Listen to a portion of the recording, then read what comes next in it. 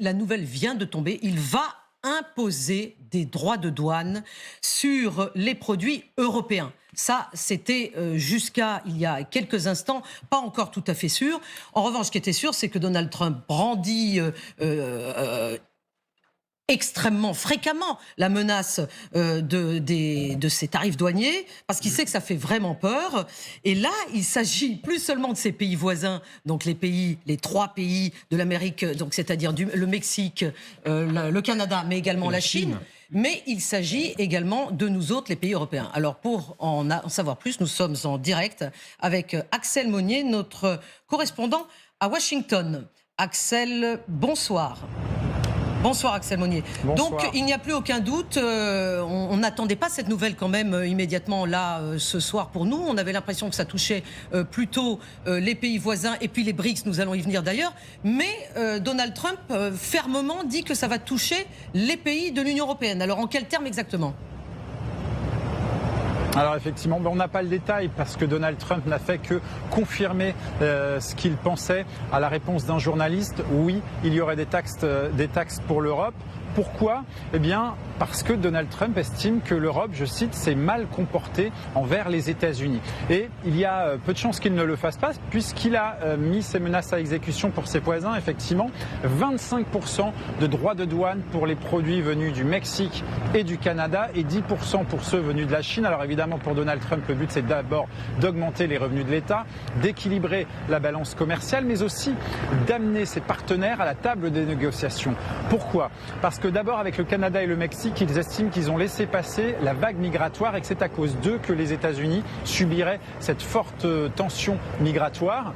Et avec la Chine, parce qu'ils l'accusent d'avoir laissé le fentanyl envahir le pays et donc tuer des millions d'Américains. On verra si ça marche. En tout cas, ce sera effectif à partir de demain, 1er février.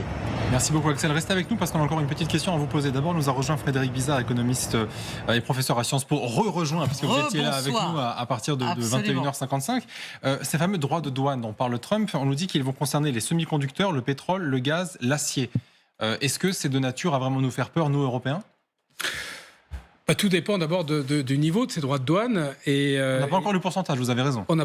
Oui, ce qui est quand même un petit peu essentiel. Ce qu'on ressent chez Trump là, c'est que d'abord il a fait des annonces comme d'habitude un petit peu exubérantes. Et maintenant on est dans une phase de négociation. C'est-à-dire qu'il utilise cette arme des droits de douane pour essayer de négocier, en particulier en Europe, pour que les GAFAM soient mieux traités, comme il le dit, puisqu'il considère qu'ils sont maltraités. C'est-à-dire qu'on a mis à peu près 30 milliards. Il faut voir que depuis 20 ans, on a quand même taxé à hauteur de 30 milliards, en tout cas du fait de notre législation, de la protection de nos données, pour des raisons tout à fait...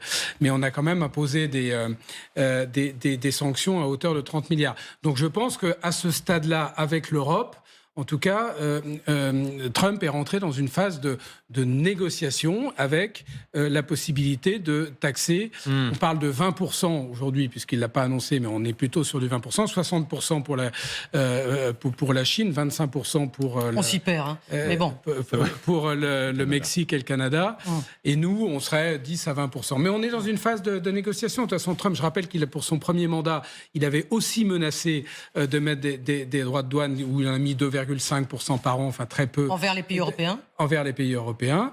Et donc, on est aujourd'hui dans ce stade-là. Il a augmenté, là, donc si je comprends bien, entre son premier et son deuxième mandat. Là, il a, dans son effet d'annonce pendant sa campagne, il l'a augmenté. Mais encore une fois, je pense qu'on est dans... Bon, ça veut dire, pendant que là, on négocie, enfin, on commence à annoncer ça, on négocie pour savoir si ensuite, on va appliquer un pourcentage de 2% ou de 25%, quoi. C'est ça l'idée, c'est selon ce que vont donner les négociations. Vous savez, c'est avant tout un homme d'affaires, donc il a un certain nombre de choses à négocier. C'est à multiples variables, de toute façon, quand on est un homme d'affaires, parce qu'il est avant tout ça, donc il a un certain nombre de choses à négocier, encore une fois, et donc il a cette arme-là, et il sait bien pourquoi est-ce qu'il ne l'applique pas tout de suite. C'est que ça risque de se retourner avant tout contre les Américains avec un effet inflationniste. Oui, bien sûr. Parce que quand vous y voilà, donc il sait très bien que s'il pouvait éviter de faire ce qu'il dit, il l'éviterait.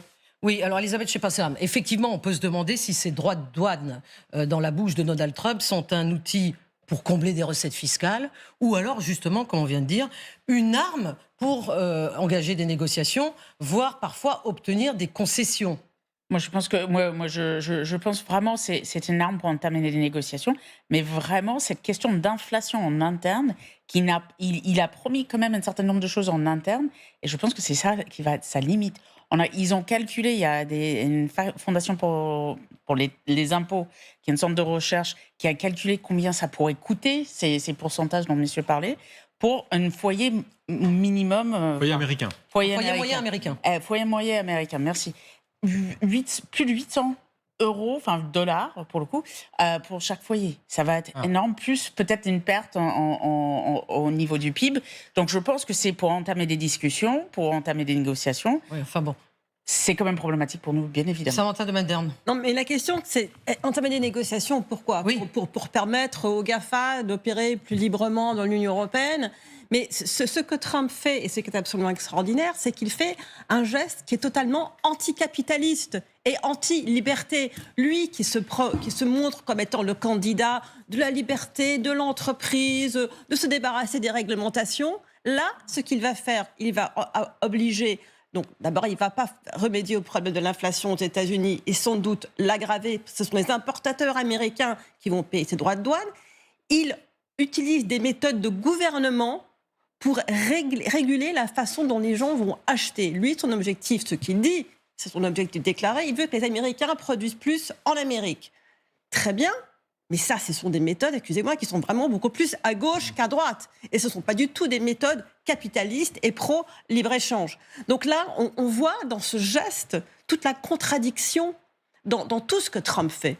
Et c'est vraiment du populisme de base qui risque de nuire avant tout aux consommateurs américains. Axel Moigny, on vous retrouve à Washington. Alors ça, c'était le premier volet des annonces de Trump. Il y en a eu une autre d'annonce qui a été assez étonnante, celle concernant les pays des BRICS+, ces 10 pays des BRICS+. Apparemment, pour Trump, là, par contre, il s'agirait d'imposer un droit de douane de 100%, je dis bien 100%, on s'inquiétait de 20% pour nous, mais alors là, on parle de 100%, bien pire. Pour les pays qui décideraient d'abandonner le dollar pour leur commerce extérieur. C'est vrai que c'était potentiellement un projet des BRICS+. Oui, c'est vrai que Donald Trump l'avait déjà évoqué après son élection en novembre. Il confirme là aussi son intention d'imposer des droits de douane à ces 10 pays qu'il juge hostiles aux États-Unis. Il ne veut pas que ces BRICS, donc le Brésil, la Russie, l'Inde, la Chine ou encore l'Afrique du Sud, se passent du dollar comme monnaie d'échange internationale, alors qu'effectivement c'est un projet qu'ils ont évoqué. La sanction serait terrible, 100% de droits de douane sur les produits importés par tous ces pays aux États-Unis. Mais effectivement, comme vous venez de le dire en plateau, Donald Trump sait que c'est aussi pour lui un levier, une manière de lancer le bras de fer. Mais en même temps, il y a aussi beaucoup d'inquiétudes parmi les économistes et les spécialistes des finances ici aux États-Unis, notamment à Washington, parce qu'ils savent qu'alors que l'une des promesses de campagne, c'était de baisser l'inflation, eh bien, Donald Trump risque de refaire monter les prix avec tous ces droits qui seront donc instaurés non seulement sur les voisins, sur la Chine, sur l'Europe, sur les BRICS, bref, quasiment sur le monde entier. Merci beaucoup Axel Moigny, merci également à Alexandra Poupon qui vous accompagne à Washington pour LCI. C'est vrai qu'il a été très clair, important, Donald Trump. Il a été très clair sur les BRICS. Là, c'est d'ailleurs étonnant quand même ce qu'il dit. Je vous le lis. Il a enfoncé le clou. Nous allons exiger de ces pays. Alors lesquels ? Les BRICS. Alors les BRICS, je vous rappelle qu'il s'agit de 10 pays, dont la Russie, le Brésil, l'Inde, la Chine et l'Afrique du Sud.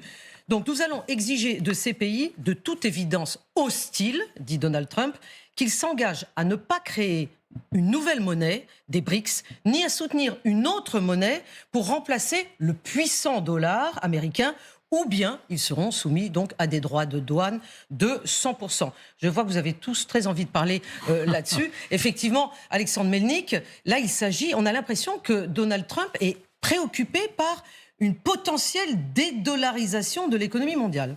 Moi, je dirais qu'il y a quand même une certaine logique qui commence à se dessiner dans cette apparente illogique, enfin absence de logique de Trump. Par exemple, dans le cas de l'Europe, je crois qu'il s'agit quand même de marginaliser l'Europe.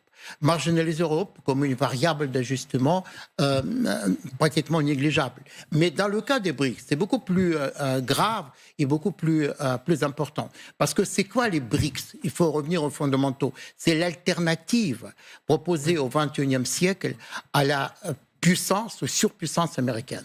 Donc, évidemment, Donald Trump veut casser ce contrepoids qui commence déjà à émerger. Ça veut dire qu'il commence à devenir gênant, ce fameux contrepoids. Qui commence à devenir gênant, parce qu'au début, on pensait qu'il s'agissait des pays émergents, mais alors que c'était déjà, dès le début d'ailleurs de la fondation de BRICS, et c'était Jim O'Neill, qui était l'économiste de Goldman Sachs, qui avait inventé cette abréviation BRIC, comme le potentiel leadership du monde du XXIe siècle.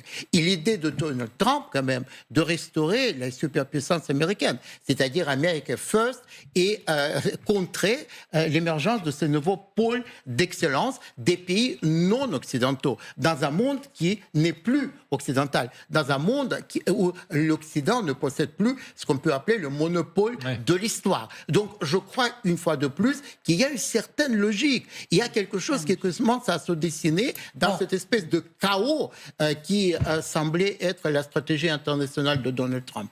Alors, il est 23h11, vous êtes sur LCI et nous sommes en train de discuter de la possible dédollarisation de l'économie mondiale. En tout cas, c'est Donald Trump qui, en imposant des droits de douane, dit-il, de 100% aux pays des BRICS, eh bien, a l'air d'avoir peur de l'émergence d'une nouvelle monnaie. Alors, de quoi s'agit-il? Eh bien, en octobre dernier, lors du sommet des BRICS en Russie, Vladimir Poutine avait brandi, vous voyez, un billet sur lequel on voit, je pense que Mélina, notre chef d'édition, va pouvoir nous montrer ce billet de plus près. Et sur ce billet, nous voyons, voilà, des drapeaux, qui sont les drapeaux des BRICS. Alors, de quel pays s'agit-il exactement? Absolument, il y a donc les drapeaux des pays des BRICS, donc 6 pays à la base, rejoints ensuite par d'autres, puisque les BRICS aujourd'hui, ce sont même les BRICS plus. C'est 10 pays, Brésil, Russie, Inde, Chine, Afrique du Sud, Iran, Égypte, Émirats Arabes Unis, Indonésie et Éthiopie. Donc tous ces... Et Arabie Saoudite, là. Arabie Saoudite, alors il y a encore effectivement un petit peu de débat sur ce sujet, mais bon, en tout cas, ils sont au moins 10 que vous voyez ici sur cette carte. Ce qui veut dire que sur ce billet, il y avait en effet toutes les représentations de ces pays, ce qui veut dire que, en effet, il y a bien, Lucas Manget, une monnaie potentiellement à l'étude entre ces pays. Est-ce que ça, vraiment, ça pourrait changer la donne économiquement dans un monde aujourd'hui où, en effet, le dollar est majoritaire? Alors que, pardon, Guillaume, je vous coupe, Vladimir Poutine disait qu'il n'avait pas vraiment l'intention de créer cette monnaie. Or, il brandit ce billet. Exactement. Et aujourd'hui, on a la réponse de Donald Trump. Oui, mais c'est plutôt une menace. Alors, je ne suis pas du tout économiste ni compétent en matière. On va demander son avis. Mais d'un point de vue géopolitique, ce qui est intéressant, c'est que brandir cette menace n'est pas dénué de sens. C'est-à-dire que le but est atteint, c'est d'essayer de montrer qu'il y a une unité de ces pays, ce qui n'est pas si vrai d'ailleurs sur tous les sujets. Le Brésil n'est pas aligné totalement sur la Russie, l'Inde non plus. Donc il y a un côté un peu, symbolique et fantasmé des BRICS qui seraient, comme on l'a vu sur la carte précédente, une sorte de monde interconnecté avec leur monnaie. J'imagine que c'est possible financièrement, ça ne doit pas être simple de monter une monnaie comme ça, mais le symbole est très fort et a fait bouger des lignes. Et la preuve, c'est que ça agace prodigieusement Trump. Donc ça marche. Et on n'a même pas de nom pour cette monnaie, Frédéric Bizard. Est-ce que justement, cette monnaie peut avoir un effet extrêmement néfaste pour les pays qui, aujourd'hui, comptent énormément sur la force du dollar? Je pense bien sûr aux États-Unis, mais pas que. Alors d'abord, il faut savoir que l'hégémonie monétaire pour les États-Unis, c'est avant tout une dominance sur un plan géopolitique, sur un plan, ce qu'on appelle le soft power. C'est-à-dire que sur un plan économique, ce qu'on appelle ce privilège exorbitant des États-Unis de pouvoir utiliser la planche à billets, donc de financer à foison un déficit public chez eux, d'autres pays peuvent le faire. Ça n'a pas beaucoup d'intérêt économique d'avoir une monnaie ultra dominante. En revanche, pour vous dire que les États-Unis peuvent imposer toute sanction économique qu'ils le veulent sur toutes les transactions qui sont financées à partir grâce au dollar. Grâce au dollar. Donc vous dites que c'est un pouvoir beaucoup plus géopolitique. Ah mais c'est pas beaucoup plus, c'est avant tout géopolitique et symbolique. Donc je reviens par rapport à ce que disait Madame sur... Il faut comprendre comment Trump et comment les hommes d'État fonctionnent. Trump, il fonctionne plus avec son cerveau reptilien qu'avec son cortex. C'est-à-dire qu'il a besoin quand même de s'assurer qu'il va pouvoir imposer ce qu'il veut à qui il veut. Donc à partir dollar, c'est pas qu'il est anticapitaliste quand il met en place des droits de douane exorbitants. C'est avant tout pour rentrer dans une discussion et s'assurer qu'il puisse imposer ses propres vues. C'est exactement la même chose. Pour lui, le dollar, c'est une formidable arme pour négocier ce qu'il a envie de négocier avec les autres pays. Juste deux, trois chiffres. Depuis 20 ans, si vous regardez toutes les réserves de devises dans le monde, on était à 70% en dollars en 2000, on est à 60%. Et c'est plutôt stable depuis 10 ans. Au profit de quelle autre monnaie ? Non, en dollars. La deuxième monnaie la plus importante, c'est l'euro, qui est à 20% de l'ensemble des devises dans le monde. Donc, on peut penser tout ce que l'on veut, mais il n'y a pas de substitut au dollar pour le moment. Donc, tout ça... Donc, les velléités, de ce bloc des BRICS, à votre avis, vous les balayez d'une main, c'est-à-dire ça, oui, non, mais bien sûr, ça n'est pas crédible. Il n'y a pas de remplaçant, c'est pas crédible. Mais, encore une fois, ça agace profondément quelqu'un qui raisonne avec son cerveau reptilien, qui dit que vous osez pouvoir affaiblir mon arme atomique, qui est de vous imposer ce que j'ai envie de vous imposer. Voilà comment réagit, de mon point de vue, en tout cas, Trump. Dernier mot là-dessus, Samantha Bennett. Oui, moi, je suis d'accord. Il n'y a pas de risque aujourd'hui que le dollar soit remplacé par autre monnaie que le dollar. 90% des échanges commerciaux mondiaux sont libellés en dollars. Le prix de l'or est adossé, est libellé en dollars. Le prix du pétrole est libellé en dollars. Dans les échanges internationaux, les bourses internationales les plus sûres, celles les plus crédibles, sont quand même les bourses, la bourse de New York, que ce soit le Nasdaq, le S&P 500, où tous les métaux précieux, les commodités, les matières premières sont cotées en dollars. Ça ne va pas disparaître demain. Ce qui se passe, c'est que Trump s'en prend à une espèce de menace que Poutine a envie qu'on prenne au sérieux. Et il lui donne du sérieux. Et là, je trouve qu'il donne beaucoup de crédibilité à une menace qui ne l'est pas vraiment. Je ne sais pas si vous êtes d'accord avec moi. En tout cas, si vous voulez ce soir commencer à donner un nom à cette monnaie, allez-y. C'est un peu une foire aux idées. Moi, je propose BRICS. Le billet est pas mal. Ouais, le billet est plutôt joli. Il est coloré. Les Saoudiens ne vont pas vouloir vendre leur pétrole en autre chose que du dollar le jour où ils rentreront dans le BRICS. Enfin, il faut quand même... Voilà, on revoit ce billet qui, évidemment, n'existe pas. Nous rassurons toutes celles et ceux qui nous regardent. Vous ne pourrez pas payer et qui, évidemment, selon M. Frédéric Bizard, n'existera jamais.